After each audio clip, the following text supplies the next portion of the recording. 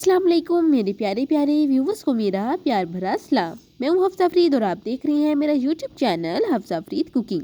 आज मैं आप सबके साथ पंजे की न्यू रेसिपी शेयर करने जा रही हूँ, तो इस रेसिपी को आपने एंड तक वॉच करना है, कोई पॉइंट स्किप नहीं करना।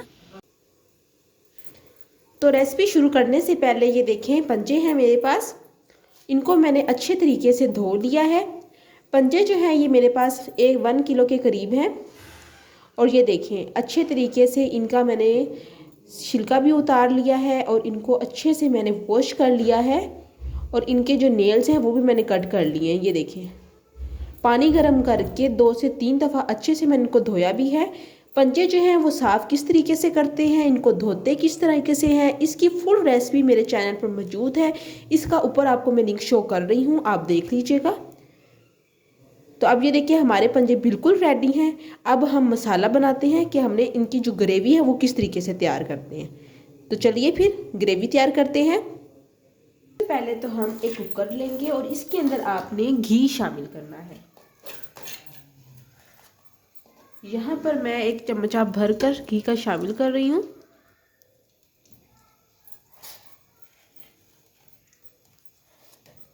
तकरीबन 1.5 चम्मच शामिल किया मैंने।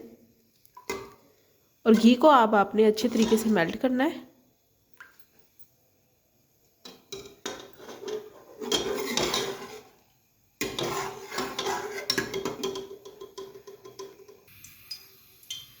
जब घी अच्छे से गर्म हो जाएगा फिर हमने प्याज शामिल करने हैं। तो यहाँ पर मेरे पास 4 दरमियाने साइज़ के प्याज हैं, जिनको मैंने इस तरीके से चॉप कर लिया है। ये शामिल करते हैं। बिस्मिल्लाहिर्रहमानिर्रहीम। बर्तन अच्छे से साफ़ कर लेंगे।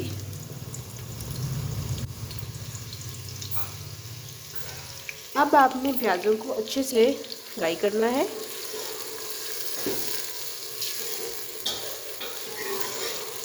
जब तक इनका कलर चेंज ना हो जाए, लाइट गोल्डन कलर तक आपने फ्राई करना है। तकरीबन 4 मिनट हो गए हैं। प्याज़ों को मैंने फ्राई तकरीबन कर लिया है। ये देखें, इससे ज़्यादा आपने फ्राई नहीं करना, वरना सालन का जो कलर है वो भी ख़राब हो जाता है और टेस्ट भी ख़राब हो जाता है। बस यहाँ तक ठीक है। साथ ही इसी पॉइंट पर हम शामिल कर देते हैं लहसुन अदरक का पेस्ट।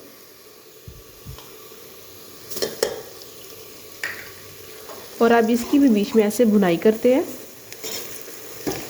प्याज़ों के साथ ही आपने लहसुन अदरक के पेस्ट को शामिल नहीं करना, क्योंकि फिर फ़ौरन ही चिपक जाएंगे बर्तन के साथ और सही तरीके से फ्राई भी नहीं होंगे। जब प्याज़ों को अच्छे से आप फ्राई कर लें, उसके बाद फिर आपने लहसुन अदरक का पेस्ट शामिल करना है। अब साथ ही हम सब्ज़ मिर्चें और टमाटर शामिल कर लेते हैं। लहसुन अदरक के पेस्ट को शामिल करने के बाद आपने 2 मिनट के लिए फ्राई करना है। और उसके बाद फिर हम शामिल करेंगे टमाटर और मिर्चें। ये मेरे पास एक दरमियाने साइज़ का टमाटर है और ये 3 सब्ज़ मिर्चें हैं, जिनको मैंने अच्छे से चॉप कर लिया है। अब ये शामिल करते हैं। बर्तन को अच्छे से साफ़ कर लेंगे।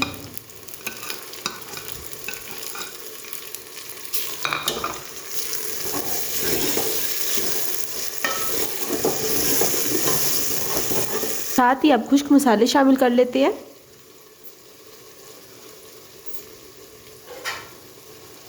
तो ये देखें, इस तरह का चम्मच तो हर घर में मौजूद होता है। मैंने इस चम्मच से सारे मसालों की मेजरमेंट की है। ये देखें, सबसे पहले हम शामिल करेंगे 1 चम्मच कश्मीरी लाल मिर्च, 1 चम्मच खुश्क धनिया पाउडर, आधी चम्मच हम शामिल करेंगे हल्दी, आधा चम्मच गरम मसाला पाउडर, आधा चम्मच ही नमक शामिल करेंगे और 1/4 चम्मच यहाँ पे मैंने चिली फ्लेक्स दादरी मिर्चें शामिल की हैं। और यहाँ पर मैंने 1/4 चम्मच अजवाइन शामिल की है। ये सारे खुश्क मसाले शामिल कर लेते हैं। और साथ ही 1 बड़ी इलायची, 1 बादाम का फूल और 2 लौंग ये शामिल कर देंगे। और अच्छे तरीके से आप भुनाई करते हैं। अब यहाँ पर आपने तकरीबन 7-8 मिनट अच्छे से भुनाई करनी है। और जब आपको लगे कि मसाला जो है वो थोड़ा सा जल रहा है, आपको ऐसा फील हो, तो थोड़ा सा पानी ऐड कर लीजिएगा इस तरह। यहाँ पर ये जो मैंने बड़ी इलायची शामिल की है ना, इसका फ़ायदा ये होगा कि पंजों की जो स्मेल है वो दूर होगी, पंजों की स्मेल ख़त्म हो जाएगी। और जो अजवाइन मैंने शामिल की है वो मैदे की तेज़ाबियत को ख़त्म करता है। तो अब यहाँ पर हम 8 मिनट के लिए अच्छे से भुनाई करते हैं। तो देखिए 8 मिनट हो गए हैं, भुनाई मैंने अच्छे तरीके से कर ली है। ये देखिए घी जो है वो अलग आपको नज़र आ रहा होगा। तो अब इस पॉइंट पर हम शामिल कर देते हैं पंजे। ये पंजे मैंने आपको दिखाए थे, मैंने अच्छे से साफ़ कर लिए हैं। ये शामिल करते हैं। बिस्मिल्लाहिर्रहमानिर्रहीम।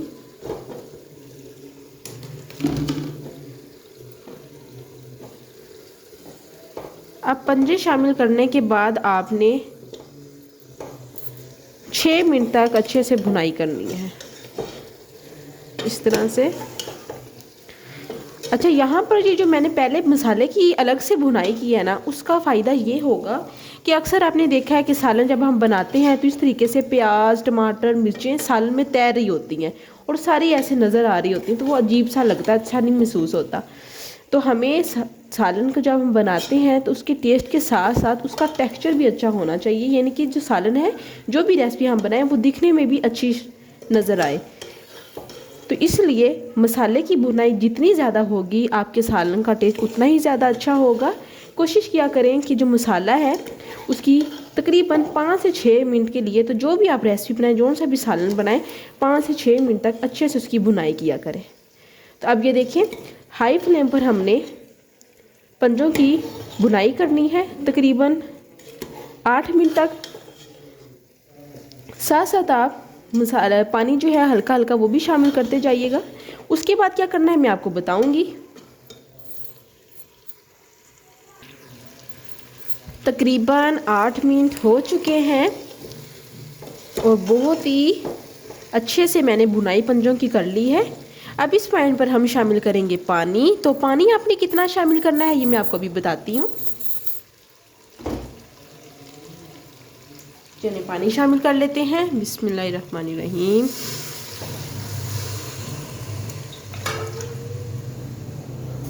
पानी आपने इतना शामिल करना है कि जो पंजे हैं ना, ये पानी के अंदर अच्छे से डूब जाए।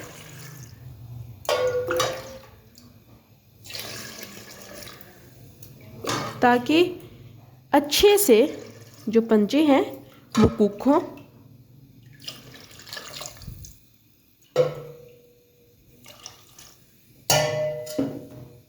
चलें, फ्लेम जो है यहाँ पर अब हम कर लेते हैं हाई और अच्छे तरीके से कुक हो जाएंगे ये।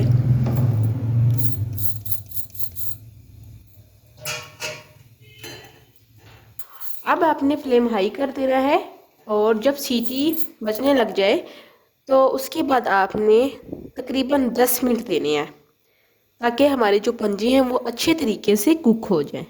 तो मिलते हैं 10 मिनट बाद।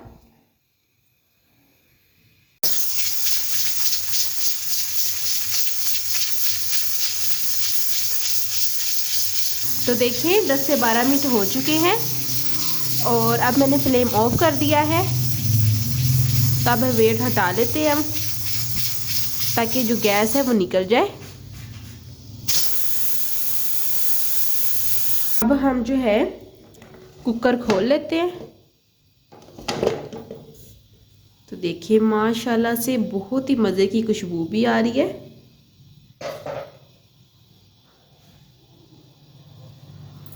और देखिए शोरबा भी अच्छे से कुक हो गया। ये आपको ऊपर घी नज़र आ रहा होगा। अब इस पॉइंट पर मेथी शामिल करते हैं। ये मेथी मैंने घर में खुश की है। इसकी भी रेसिपी मेरे चैनल पर मौजूद है, आप देख लीजिएगा। माशाल्लाह से बहुत ही मज़ेदार हमारी आज की रेसिपी तैयार हो गई है। और ये देखिए, आपको मैं दिखाती हूँ कितने अच्छे तरीके से कुक हुआ है। मैंने 12 मिनट दिए हैं, आपने भी तकरीबन 12 मिनट ही देने हैं कुकर पर। अब मैं आपको डिश आउट करके दिखाती हूँ कि हमारी जो रेसिपी है वो कैसी लग रही है। ठीक है, साथ ही साथ इस पॉइंट पर अगर आपने अभी तक मेरे चैनल को सब्सक्राइब नहीं किया, लाइक नहीं किया, तो जल्दी से मेरे चैनल को सब्सक्राइब कर दें, लाइक कर दें और शेयर करना मत भूलिएगा। आपका बेहद शुक्रिया। तो देखें माशाल्लाह से कितने मज़ेदार सा हमारा अच्छे तरीके से गल गया है। ये देखिए, ऐसी नरमो मलाई बोटी तैयार हुई है। अब मैं आपको खा के बताती हूँ कि लग कैसा रहा है। तो देखिए, माशाल्लाह सुभान अल्लाह,